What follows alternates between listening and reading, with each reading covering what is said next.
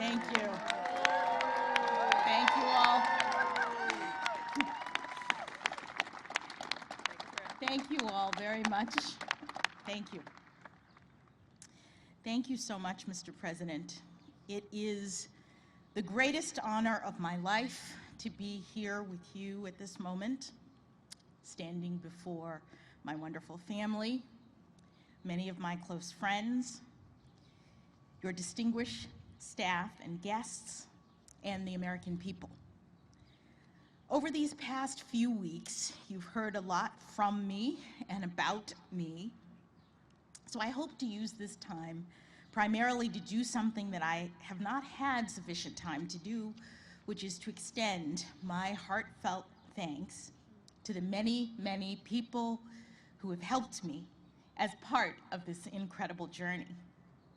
I have quite a few people to thank, and as I'm sure you can imagine, in this moment, it is hard to find the words to express the depth of my gratitude. First, as always, I have to give thanks to God for delivering me as promised and for sustaining me throughout this nomination and confirmation process. As I said at the outset, I have come this far by faith, and I know that I am truly blessed. To the many people who have lifted me up in prayer since the nomination, thank you. I am very grateful. Thank you as well, Mr. President, for believing in me and for honoring me with this extraordinary chance to serve our country. Thank you also, Madam Vice President, for your wise counsel and steady guidance. And thank you to the First Lady and the Second Gentleman for the care and warmth that you have shown me and my family. I would also like to extend my thanks to each member of the Senate. You have fulfilled the important constitutional role of providing advice and consent under the leadership of Majority Leader Schumer. And I'm especially grateful for the work of the members of the Senate Judiciary Committee under Chairman Durbin's skillful leadership. As you may have heard, during the confirmation process, I had the distinct honor of having 95 personal meetings with 97 sitting senators. And we had substantive and engaging conversations about my approach to judging and about the role of judges in the constitutional system we all love. As a brief aside, I will note that these are subjects about which I care deeply. I have dedicated my career to public service because I love this country and our Constitution and the rights that make us free. I also understand from my many years of practice as a legal advocate, as a trial judge, and as a judge on a court of appeals, that part of the genius of the constitutional framework of the United States is its design, and that the framers entrusted the judicial branch with the crucial but limited role.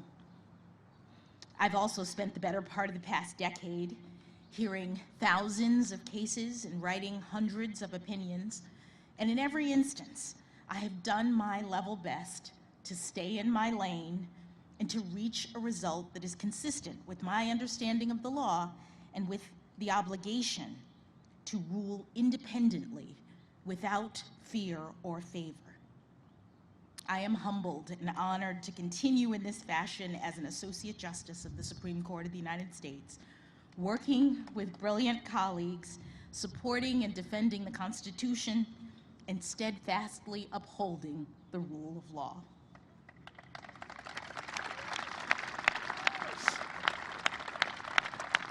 But today, at this podium, my mission is far more modest. I'm simply here to give my heartfelt thanks to the categories of folks who are largely responsible for me being here at this moment. First, of course, there is my family. Mom and Dad, thank you, not only for traveling back here on what seems like a moment's notice, but for everything you've done and continue to do for me. My brother Ketanji is here as well. You've always been an inspiration to me as a model of public service and bravery, and I thank you for that. I love you all very much.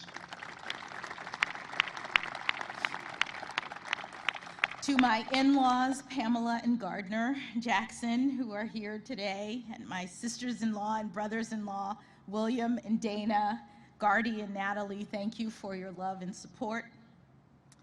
To my daughters, Talia and Layla, I bet you never thought you'd get to skip school by spending a day at the White House. This is all pretty exciting for me as well, but nothing has brought me greater joy than being your mother. I love you very much.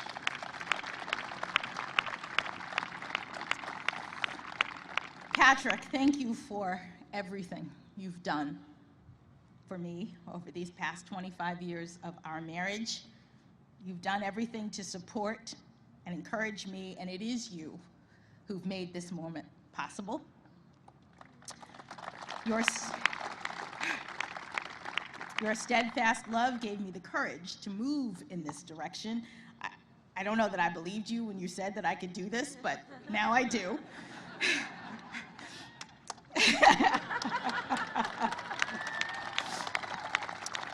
And for that, I'm forever grateful. In the family category, let me also briefly mention the huge extended family, both Patrick's and my own, who are watching this from all over the country and the world. Thank you for supporting me. I hope to be able to connect with you personally in the coming weeks and months. Moving on briefly to the second category of people that warrant special recognition, those who've provided invaluable support to me professionally in the decades prior to my nomination, and the many, many friends I've been privileged to make throughout my life and career. Now, I know that everyone who finds professional success thinks they have the best mentors, but I truly do. I had 3 inspiring jurists for whom I had the privilege of clerking: Judge Patty Saris, Judge Bruce Selya, and of course, Justice Stephen Breyer. Each of them is an exceptional public servant, and I could not have had better role models for thoughtfulness, integrity, honor, and principle, both by word and deed. My clerkship with Justice Breyer in particular was an extraordinary gift, and one for which I've only become more grateful with each passing year. Justice Breyer's commitment to an independent, impartial judiciary is unflagging. And for him, the rule of law is not merely a duty, it is his passion. I am daunted by the prospect of having to follow in his footsteps, and I would count myself lucky, indeed, to be able to do so with even the smallest amount of his wisdom, grace, and joy. The exceptional mentorship of the judges for whom I clerked has proven especially significant for me during this past decade of my service as a federal judge. And of course, that service itself has been a unique opportunity. For that, I must also thank President Obama, who put his faith in me by nominating me to my first judicial role on the Federal District Court.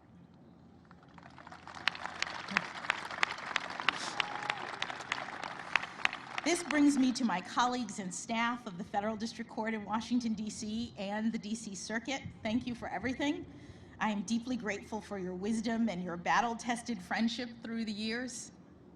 I also want to extend a special thanks to all of my law clerks, many of whom are here today, who have carved out time and space to accompany me on this professional journey. I'm especially grateful to Jennifer Gruda, who has been by my side since nearly the outset of my time on the bench and has promised not to leave me as we take this last big step. To the many other friends that I have had the great good fortune to have made throughout the years, from my neighborhood growing up, from Miami Palmetto Senior High School, and especially the debate team, From my days at Harvard College, where I met my indefatigable and beloved roommates, Lisa Fairfax, Nina Coleman Simmons, and Antoinette Sequeira Coakley, they are truly my sisters.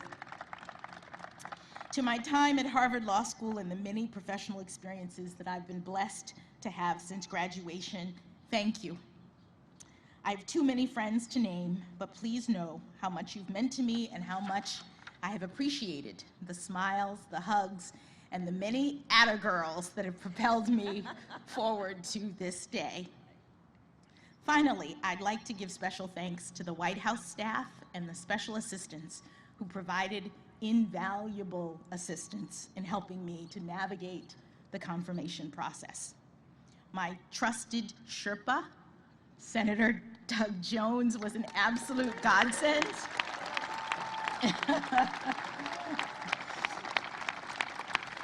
He was an absolute godsend. He's not only the best storyteller you'd ever want to meet, but also unbelievably popular on the Hill, which helped a lot.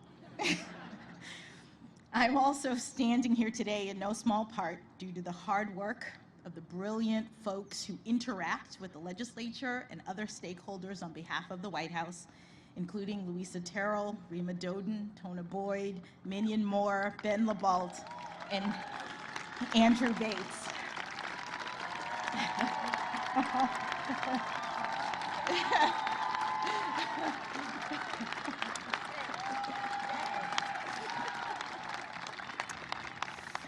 I am also particularly grateful for the awe-inspiring leadership of White House counsel Dana Remus.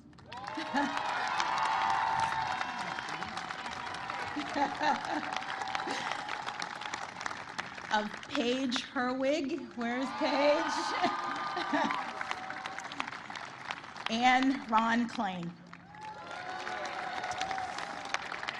They led an extraordinarily talented team of White House staffers in the Herculean effort that was required to ensure that I was well prepared for the rigors of this process and in record time.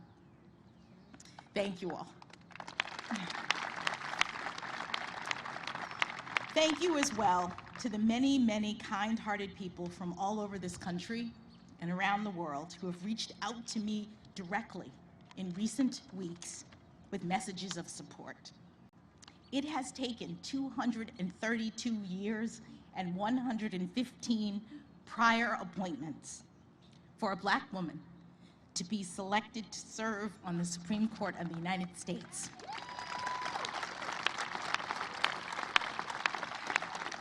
But we've made it.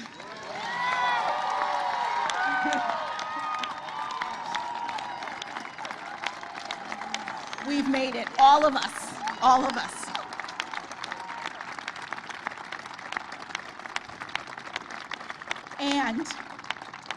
And our children are telling me that they see now, more than ever, that here in America, anything is possible.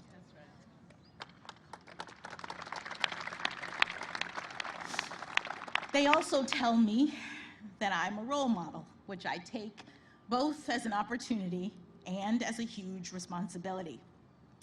I am feeling up to the task primarily because I know that I am not alone. I am standing on the shoulders of my own role models, generations of Americans who never had anything close to this kind of opportunity, but who got up every day and went to work believing in the promise of America, showing others through their determination and, yes, their perseverance that good things can be done in this great country. From my grandparents on both sides, who had only a grade school education but instilled in my parents the importance of learning, to my parents, who went to racially segregated schools growing up and were the first in their families to have the chance to go to college.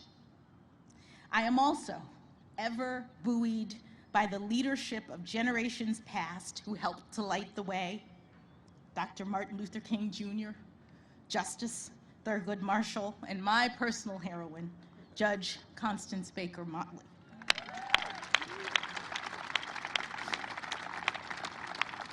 They and so many others did the heavy lifting that made this day possible. And for all of the talk of this historic nomination and now confirmation, I think of them as the true path breakers. I am just the very lucky first inheritor of the dream of liberty and justice for all.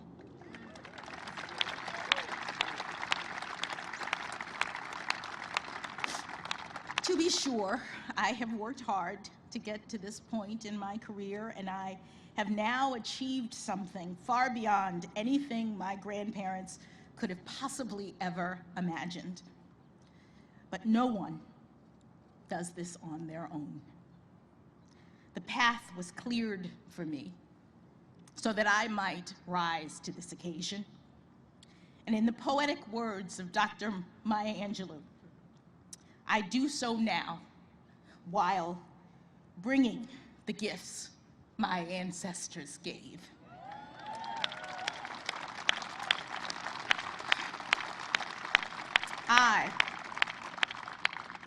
I am the dream and the hope of the slave.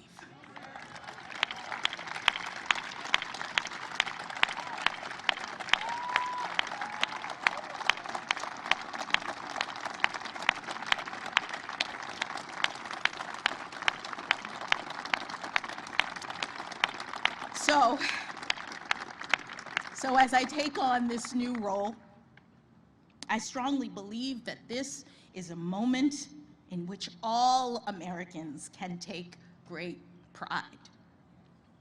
We have come a long way toward perfecting our union. In my family, it took just one generation to go from segregation to the Supreme Court of the United States.